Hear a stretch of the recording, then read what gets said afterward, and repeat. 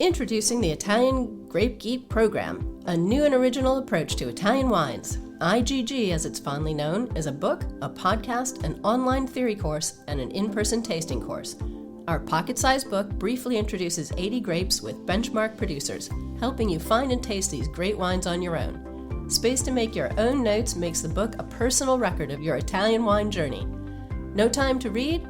We've read the whole book out loud with added insights from Italian wine ambassadors. Listen for free on Italian Wine Podcast.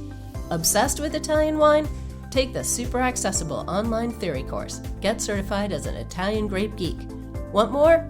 Our international IGG educators have got your in-person tasting course to cap off your full IGG immersion. Go to mamajumboshrimp.com and sign up today. Also, what we love with our Valtellina alpine region is that these wines are super transparent. I love the light that you can see through the wines. And I love an expression that I've been taking it from my Nordic passionate consumers. They call it crystal clear like fresh mountain water coming down from the top, cold, but also very intense and pure. So we try to work in the most delicate way in order to preserve the good quality of the berries that we are taking in, and we try to work in the vineyards as careful as possible. Welcome to this special Clubhouse session of the Italian Wine Podcast. Listen in as members of the Italian wine community engage in fascinating conversations about contemporary wine topics. If you enjoyed the show, please consider donating through ItalianWinePodcast.com. And remember to subscribe and rate the Italian Wine Podcast wherever you get your pods. Hi everyone, this is Beatrice welcoming you to the Italian Wine Clubhouse Ambassadors Corner, one of the top-ranked shows on Italian Wine Podcast. Here, our ambassadors get the mic to interview their favorite producers with total freedom. And if you miss it live, no worries, it's all recorded and dropped later on the Italian Wine Podcast. Today's guest host is Anna Obukhovskaia. Anna has 17 years of experience in wine retail, marketing and sales, worked in a number of big wine importing companies and independent projects in Russia. In 2020, she began her journey as an Italian wine ambassador. Since 2022, she is based in Slovenia. Currently, she is export partner for wineries from Italy and France in Genuine Wines Company. Today, she's going to interview Isabella Pelizzatti Perego from ARPEPE. So, Anna, Isabella, how you doing, my girls? Hello, Beatrice. Thank you so much. Happy to be here with you all. Hello. It was my long time wish to have an interview with Isabella because I love the wines. So welcome everyone. It's going to be a really nice talk, I think. Yes, it's going to be really nice. So, Anna, are you ready for our 3 ritual questions? Yes, already. Perfect. How did you discover the wines of ARPEPE? Well, first, it was a long time ago, actually, probably, more than 6-7 years ago. I was still in St. Petersburg back then, and I immediately got struck by the character of this Nebbiolo, elegant, almost luminous expression. And later, during the Italy International Academy course, I had the opportunity to deepen my understanding of Valtellina and its unique identity. In 2024, at Opera Wine in Verona, I finally met Isabella in person, and we tasted Sassella Roche Rosse, Riserva 2016 vintage it was. And since then, I had a strong desire to visit Valtellina, and I was only able to do so just recently in November, and it was such a beautiful day. The weather was perfect. The vineyards were bathed in a golden light, and for the first time I could truly gasp with my own eyes this dramatic steepness of those terraces of Valtellina. So such great memories of that day indeed. So tell us, why did you select Isabella as your featured guest? Well, first of all, Isabella is genuinely charming. From the moment I met her, I hoped one day there would be an opportunity to sit down and have a proper conversation. And beyond that, ARPEPE carries a fascinating family story, and I felt that Isabella is the perfect person to tell it directly, authentically, and from a lived experience. What are the learning objectives we should expect from this interview? Well, I very much hope that this conversation will help us better understand Valtellina, its landscape, its culture, its unique interpretation of Nebbiolo, and above all, what makes these wines so distinctive, so refined, and same time so deeply connected to the place. Sound like a really nice plan to me, so it's time for me to mute myself, and now I'm turning over the floor to you, Anna, and have a nice interview, girls. Thank you so much. So, Isabella, finally, I have this moment to ask you a few questions about Valtellina and about your family business and about you in person. So why don't we start? And my first question would be, of course, about the story of ARPEPE. And the estate is deeply rooted in the family's history. But how did the project begin and how has it evolved across all the generations of the family? As I understand, it's already fourth generation of the family working for the winery.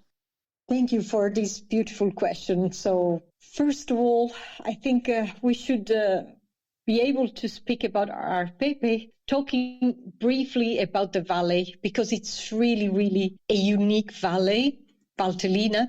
It's a long east-west valley just on the very north part of Lombardy, on top of Lake Como and at the border with the Swiss Alps. And so this valley has a very unique climate due to the lake and due to the fact that the mountains are very well dividing from the cold north and the south that could be a bit more humid. And so within this region, probably since back to Romans' time, we were having vineyards, producing wines, and the beauty is that probably we've been always producing Nebbiolo, because Nebbiolo, locally called as Chiavenasca, has always been produced in Valtellina. And so it's the history goes back into the past, and this is so unique. And as a family, since 1860s already, our great-great-grandfather Giovanni, we are actually the fifth generation now. So he was already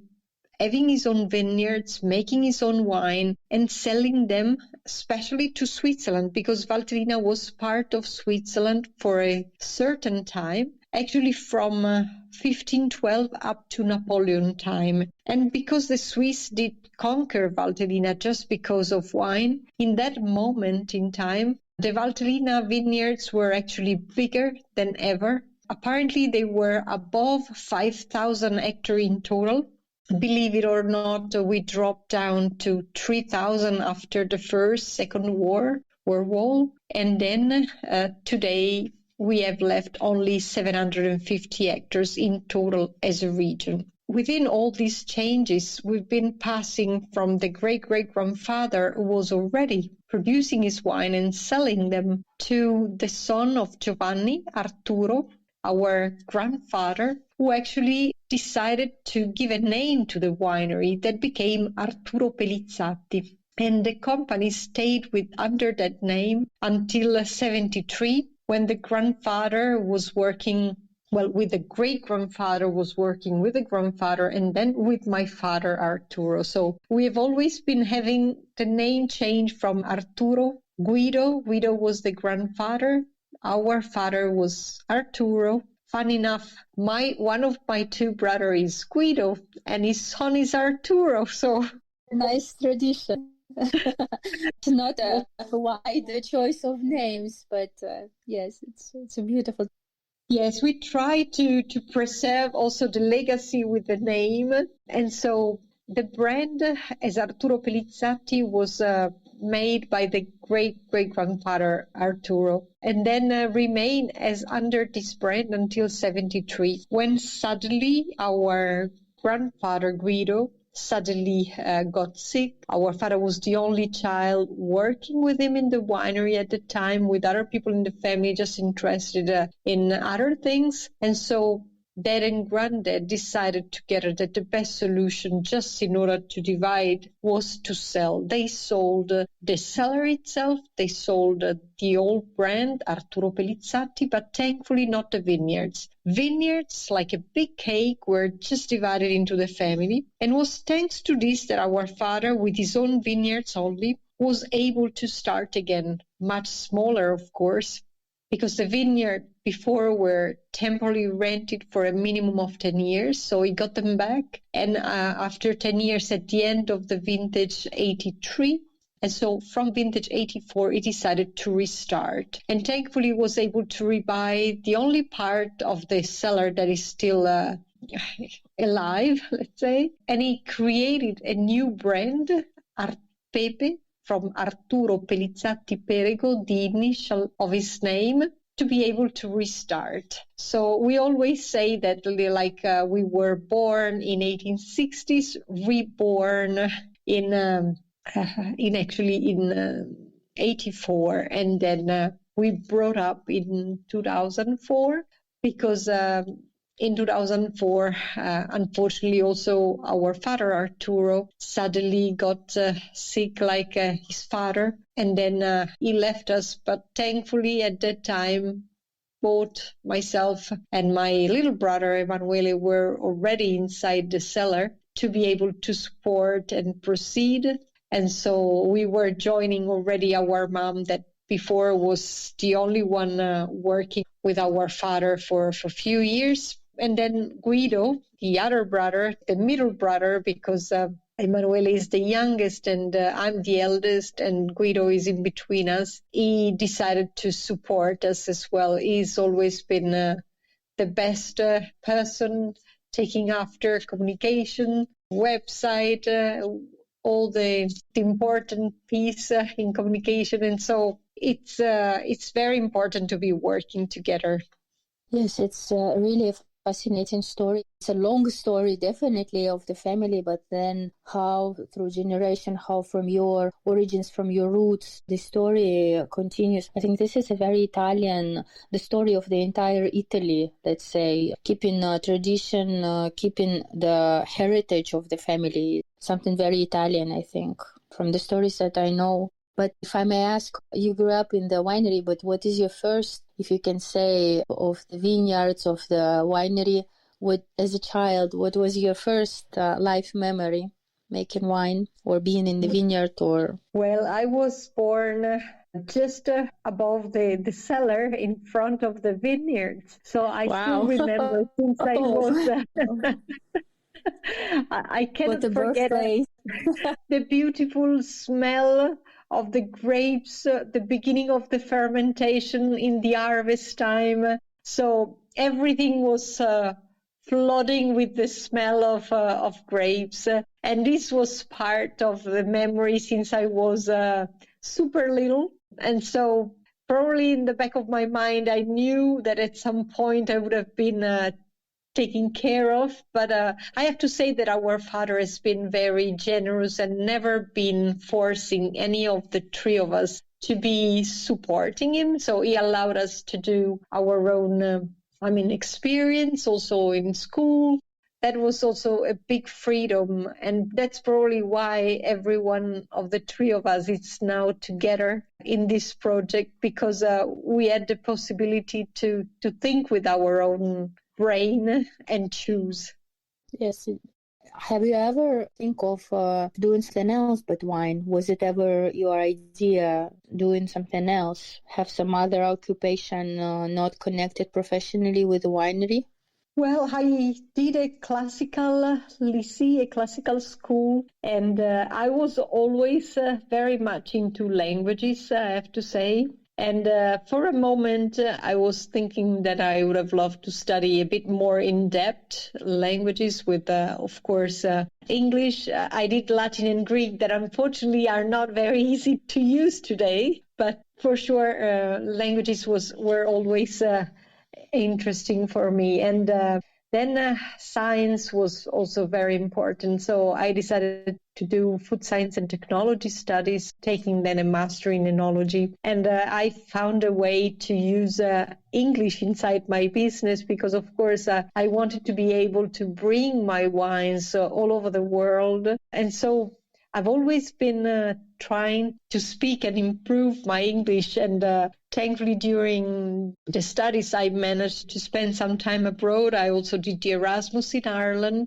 It was a very special, fun moment for me for all just 3 months, but a very big, full immersion, not to speak any more Italian for a while. And this was very formative for me. And so then I never tried to lose any opportunity to speak English whenever it was coming the opportunity. And when I decided to support my father, that was in 2001, where I joined him full time. I also wanted to try to bring our wines to be more known around the world because I was very sure that our Valtellina wines, our region has a huge potential, but was still unexploited. And still today, there's still a lot to be done. But for sure, 20 years ago was more difficult again.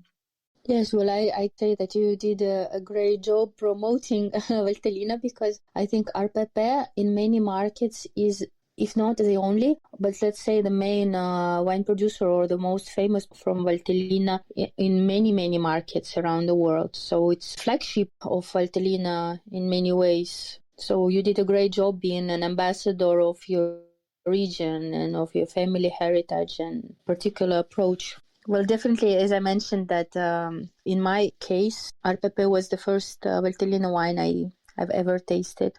But what is the role of the estate today? How do you personally balance heritage and continuity, the need to look forward and evolve? So even though my role is very technical, studying more the products from an inside point of view, when I did join my father, who did he was studying enology in Conegliano Veneto. So when I joined him, the biggest role, the most important part was to help commercialize and to market and to promote the wine around the world. So this became more my role. Even though, since I'm a technical, I never want to be away in the most crucial moment. I want to be there to be able to taste, decide together what to do and where to go. But then I created my role more sometimes outside the winery, bringing the flagship, as we said, of Valtellina around the world. And I'm also very happy that in the past 20 years, we've been passing from about 20 producers at that time up to about 100 producers today. So I think we've been doing our very best to promote the area and make a lot of young people that in the past maybe were not interested in viticulture becoming more passionate, and especially like some children of viticulture that maybe were doing some other job. They decided to start taking care of the vineyard of the father or grandfather, and why not try to make a wine? And so this is important because it's improving the beauty of the valley and the future, I think, of the Valtellina also. Valtellina is definitely a heroic viticulture area with all these steep vineyards. It's very difficult to work, and it's mainly handwork, of course, and especially difficult harvest. I remember you mentioned how difficult that is to harvest grapes, and that you invented special boxes or a special way to carry grapes from the altitude vineyards down to the cellar. So with all this hard work, is it actually a common problem that vineyards get abandoned in the area, or there are less and less people who want to take care of the vineyards, or you somehow manage to get young generation involved? How is the situation in Valtellina in your eyes? Well, unfortunately, as you were clearly describing, everything we do, it's manual. From when we enter the vineyards to put a new vine up to the harvest. And that means around 1,500 hours per hectare per year, which means one person per hectare to do all the job across the year. And this is incredible if you consider that on a hillside where it's possible to use machinery, you can have sometimes 500 hours per hectare. So we are 3 times more than a hill, and not to mention the flat area. So it's very, very particular place. And so whatever we can do to try to improve the way we work, it's important. So, for example, yes, the way we were changing our picking procedure was to try to get the best quality of our grapes without moving them around too many times from one place to the other in order to move them faster. And especially because working in the mountain, of course, even some small things that seems detailed, they can become maybe huge problems in a different point of view. And the abandoning, of course, has been huge in the valley because of this hard work. As we were saying, we've been dropping down from 3,000 hectares still in the 70s up to 750 hectares today. So we lost a lot. It's very important we try not to lose any more land anymore. And so the objective also to have more and more actors, more people involved inside the region. It's also to try to preserve all of them and all the vineyards, because whenever a vineyard is not taken care of, can become a forest. We do not want the forest to cover additional vineyards because they have been taking part too much already. And so it's important we try to preserve this. Some little part became apple tree, etc., but the majority is gone with the forest.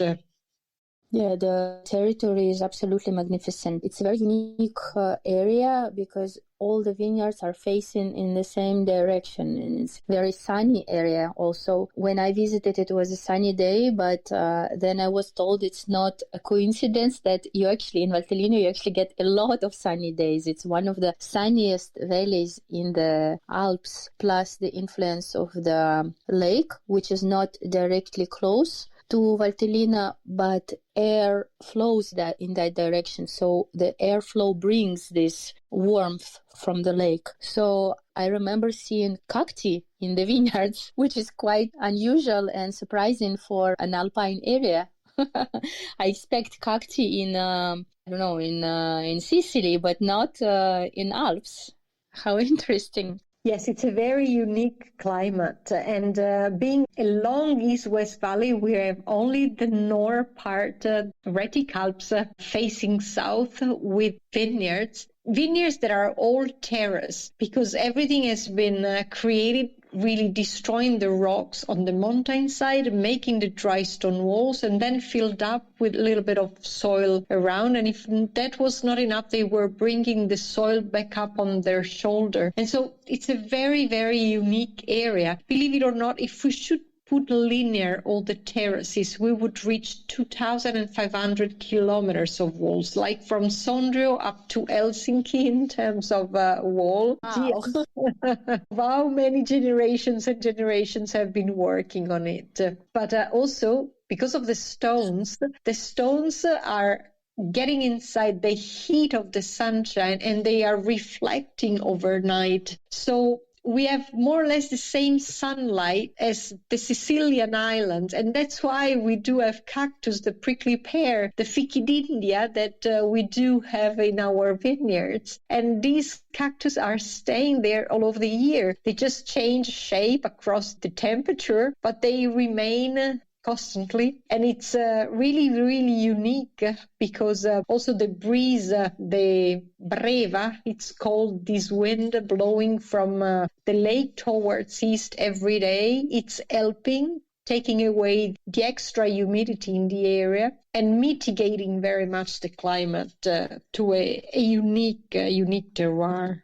Yes, well, absolutely. And speaking of Nebbiolo, the king of Valtellina and the primer grape in the area, this Nebbiolo needs long ripening period because of the softening tannins, because of the quality of tannins in the wine. And I had an impression, tasting the range of your wines, that this is the sunniest Nebbiolo I've ever tried, because it's very different expression from Alba or from Alto Piemonte or from Carema or Val d'Aosta. So it's very, very different expression, but mostly sunny, mostly very expressive. It feels like it got all this sunshine, all this warmth, and all this long ripening period. So speaking of altitude and light and all this time of ripening, what is your view on the key factors that define the character and quality of ARPEPE wines? You have different vineyards in different areas, let's say. Can you briefly describe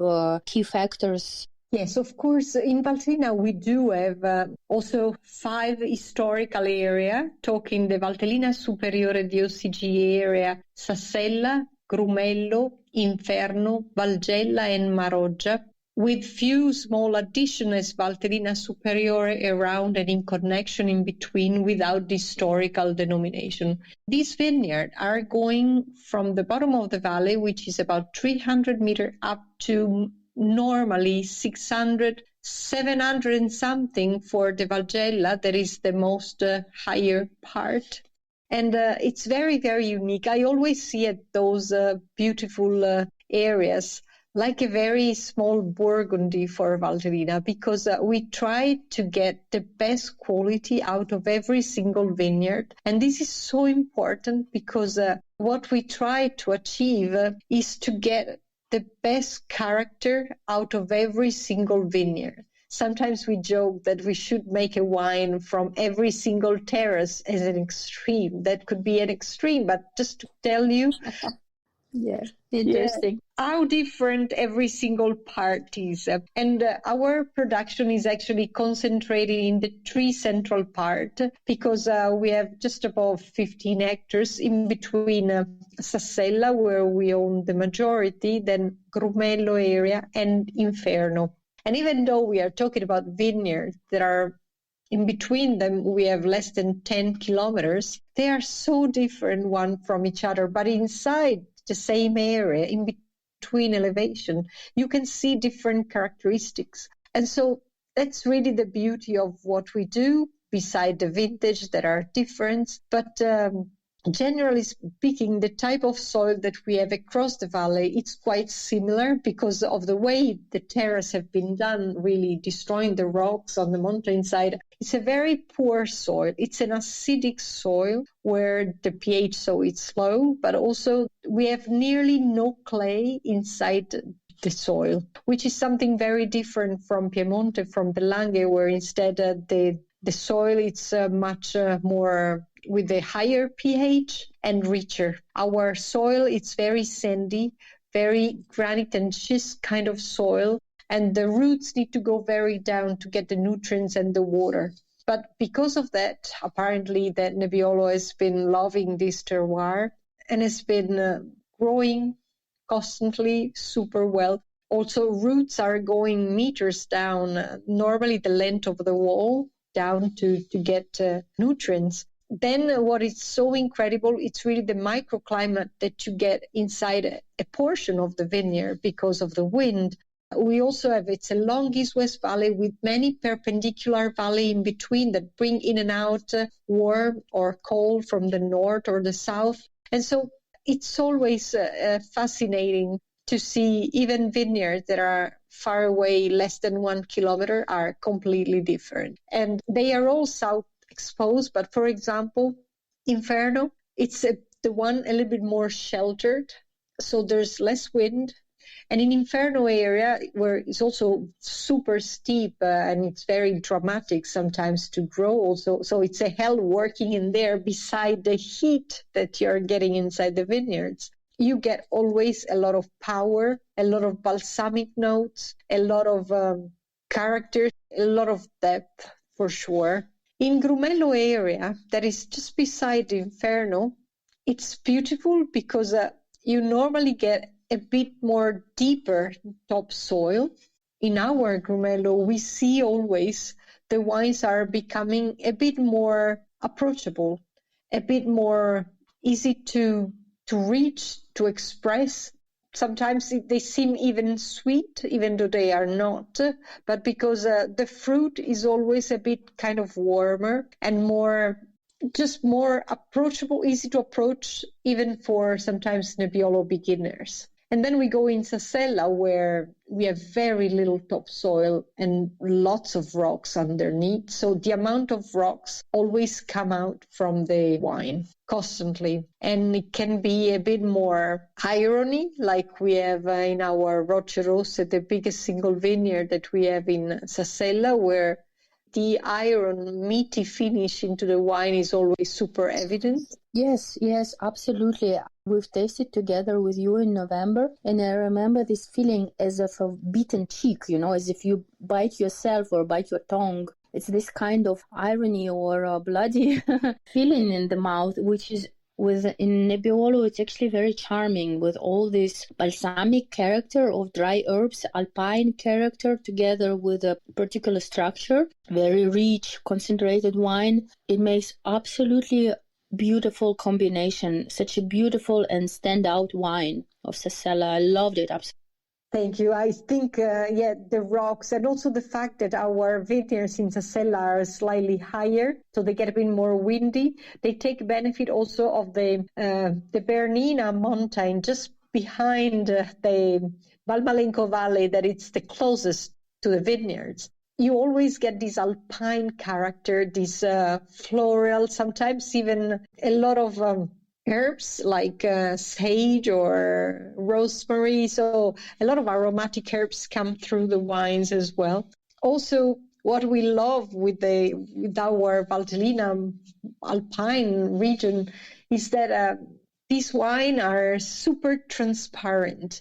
I love the light that you can see through the wines, and I love an expression that I've been taking it from my Nordic passionate consumers, that they call it like syrup of rocks, because really you can see how transparent they are, and they call it crystal clear like fresh mountain water coming down from the top and still very cold, but also very intense and pure. So what we try to achieve when we are vinifying our grapes, we try to preserve the good quality of the berries. We always try to work with the perfect maturation time, the phenolic maturation. And so we try to work in the most delicate way in order to preserve the good quality of the berries that we are taking in. And we try to work in the vineyards as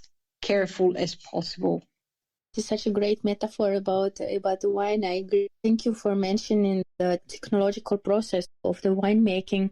And I remember seeing all these tanks in the cellar, and it's actually leaves a stunning impression how precise your work is. You try to make less, transport everything very carefully from tank to tank, use very careful method to keep defined quality, refined quality, elegant structure. It's a lot of effort indeed. But what I would like to ask, did climate change made any impact on the style of wines? How do you adapt your practice in the vineyards, or how you protect balance and freshness?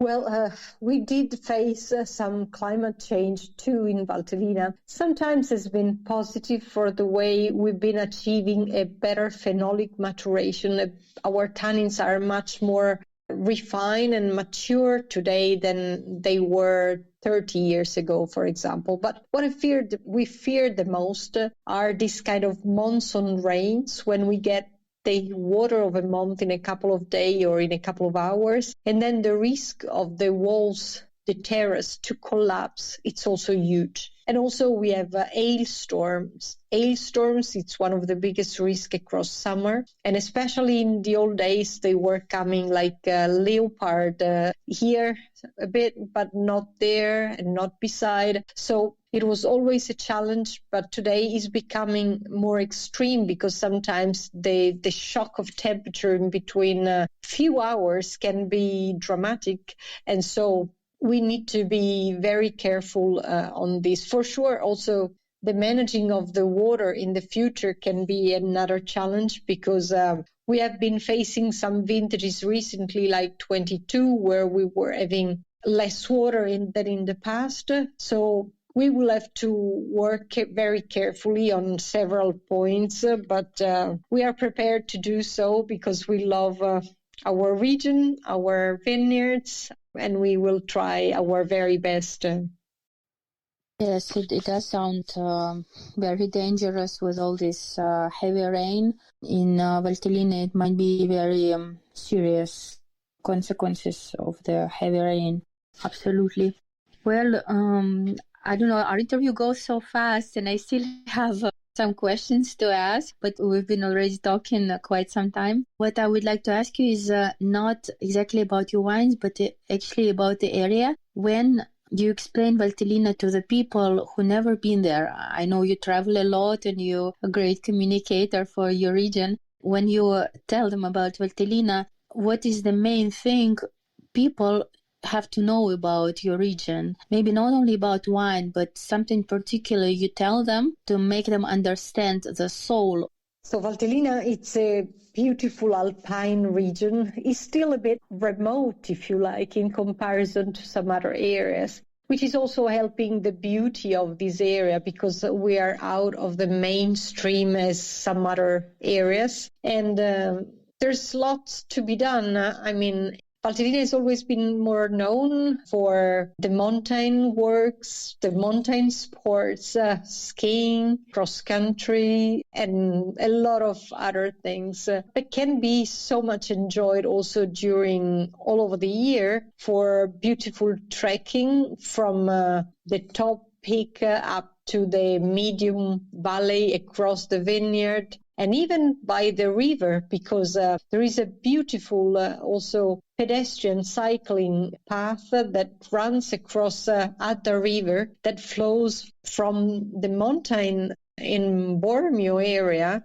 down to Lake Como, so for a total of more than 120 kilometers. And you can cycle or walk across the river also, which is spectacular. You can see the vineyard also and the area from a totally different perspective. But also not to forget that Valtellina, it's an incredible cuisine as well. And so this is something else people should experience, because it's a very, very beautiful cuisine, very full of specialities. Buckwheat is like our main ingredient, with a lot of cheese. We have 2 DOP cheese, the Valtellina Casera cheese and the Bito cheese, which is the most special and made only during summertime when you bring the cows on top of the mountains. And it's a very limited, small production, but so unique and so wonderful to be aged beside the wine for up to 10 years. So an unforgettable product. Any special salami or meat products, meat specialty? Of course, we do have also the famous bresaola. Bresaola is the most important product from the region. There are more things, more, let's say, traditional and small production, artisanal, up to some biggest production that has been a bit more easy to find across Italy and also abroad. But so there are many things you can choose. And also we have Violino di Capra, which is a goat violin, the exact translation. And it's a very unique product. Of course, tiny niche production. Fantastic. I think with all those stories, we'll get more and more people visiting the area. And I think it's interesting that you mentioned that winter is a good, because especially in the cold season, we're seeking for sunny places, and Valtellina would be the perfect destination for sunny days in the mountains. It's not only good in summer to get some fresh air and enjoy moderate climate, but also get more sunshine in the winter and enjoy snowy peaks view and go visit wineries and have nice cuisine. So, and have some activities outdoors. So Valtellina has it all. I'm so happy we discussed all that with you, Isabella. Thank you so much for your stories and for your interesting storytelling. Thank you so much. Well, thank you, Anna. We could be talking for additional hours, of course, because the valley is so unique and there's so much to be discovered. But I think we will also leave something for the people to discover themselves when they come across. Also, there is a fantastic run that I didn't mention, but it's so important. It's the Wine Trail. It's going on in November, and it's now getting more than 40 country people joining it. It's a marathon in between the vineyard, and you can go to the site. Sounds interesting. The Valtellina Wine Trail website, you can see incredible, stunning images of people running in between the vineyards. And yeah, you can have the full marathon, 42 kilometers, up from Tirano to Sondrio. And you can do the mid one from Curo to Sondrio. And then there is a small one, the Sassella one, it's only about 13 kilometers, which is funny but nice and beauty. So a lot of things also for the families to enjoy. And so a lot of things to explore. Great. Well, I will definitely come back to Valtellina. I hope it will not take me long. And I'm hoping to visit you again and taste more of beautiful wines. Thank you so much, Isabella, for this beautiful talk, for this nice interview. And Beatrice, we're waiting for you. Anna, I think that we know what to train for. I will do the 13 kilometers run in the vineyards, to be honest. Not the marathon or even the half, but we know what to train for because it's amazing. That sounds really great, as all the interview had. So thank you so much, Anna and Isabella. That was really, really nice. Thank you so much, girls. For those who are interested to participate, just send us a DM through our Instagram or mail our Italian Wine Podcast producers at info@italianwinepodcast.com. Thank you everybody for listening in, and this is a wrap from Italian Wine Podcast. Ciao a tutti! Thank you so much. Ciao a tutti. Ciao, ciao. Listen to the Italian Wine Podcast wherever you get your podcasts. We're on SoundCloud, Apple Podcasts, Spotify, Himalaya FM, and more. Don't forget to subscribe and rate the show. If you enjoy listening, please consider donating through ItalianWinePodcast.com. Any amount helps cover equipment, production, and publication costs. Until next time, cin cin.